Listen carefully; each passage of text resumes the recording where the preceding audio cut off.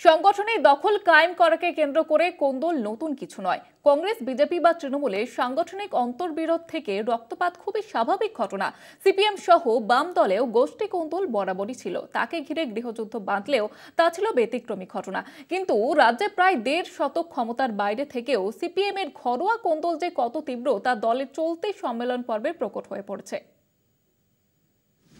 সিপিএমের ৩ দিন ব্যাপী দক্ষিণ ২৪ পরগনা জেলা সম্মেলনের শেষ দিন শনিবার নতুন কমিটি ঘোষণা হতেই তার তালিকা থেকে নাম প্রত্যাহারের হিড়িক পড়ে যায়। প্রকাশ্যে এসে পড়ে সংগঠনের প্রবীণ নবীনে বিরোধ। জেলার নবগঠিত কমিটি থেকে ১৮ জন তাদের নাম তুলে নেন। সেই তালিকায় রয়েছেন সিপিএমের কেন্দ্রীয় কমিটির সদস্য সুজন চক্রবর্তীর স্ত্রী মিলি চক্রবর্তীও। প্রাক্তন মন্ত্রী কান্তি গঙ্গোপাধ্যায়ের পুত্র সাম্য গঙ্গোপাধ্যায়ও নতুন কমিটি থেকে নাম তুলে নিয়েছেন। রাজ্যের শাসক দল তৃণমূলেও বেশ কয়েক বছর ধরে নবীন ও প্রবীণ দ্বন্দ্ব চলছে। এবার বিধানসভায় ১ দশক ধরে শূন্য হয়ে যাওয়া সিপিএমেও তারই ছায়া গ্রাস করেছে।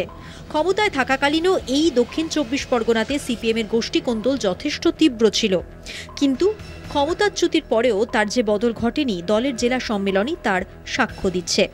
সিপিএমের একাধিক তরুণ নেতাকে যেভাবে নতুন কমিটিতে বাদ দেওয়া হয়েছে, তার প্রতিবাদেই এই নাম প্রত্যাহারের ঘটনা ঘটেছে। স্বভাবতই এই জেলা সম্মেলনের মঞ্চে যা ঘটেছে তাতে বিড়ম্বনায় পড়েছেন আলিমুদ্দিন স্ট্রিটের কর্তারা। দলের কেন্দ্রীয় কমিটির সিদ্ধান্ত ছিল বিভিন্ন সাংগঠনিক কমিটিতে তরুণ প্রজন্মকে বিশেষ অগ্রাধিকারের ভিত্তিতে ঠাঁই দিতে হবে। সেই অনুসারে বয়স ভিত্তিক সংখ্যা বেঁধে দেওয়া হয়। তা সত্ত্বেও একাধিক সর্বক্ষণের কর্মীকেও কমিটিতে রাখা হয়নি বলে বিক্ষুব্ধদের দাবি। তরুণ কর্মীদের কেন বাদ দেওয়া হলো, এই নিয়ে সম্মেলন মঞ্চে বিতর্ক শুরু হয়। জেলার ক্ষমতাসীন শিবিরের যুক্তি, যাদের বিরুদ্ধে নৈতিক অধঃপতনের অভিযোগ রয়েছে তাদের কমিটি থেকে বাদ দেওয়া হয়।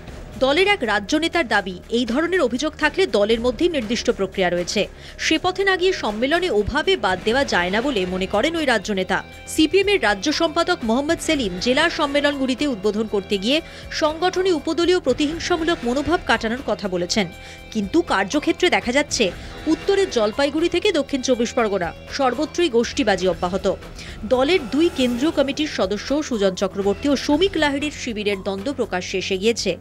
অবাম দলে এই ঘটনা আকচার ঘটে থাকে, কিন্তু ক্যাডার ভিত্তিক রেজিমেন্টের দলে এমন গৃহযুদ্ধ দলের বাঁধন কতটা নড়বড়ে তারই প্রমাণ বলেই রাজনৈতিক বিশ্লেষকদের ধারণা। কলকাতা টিভি।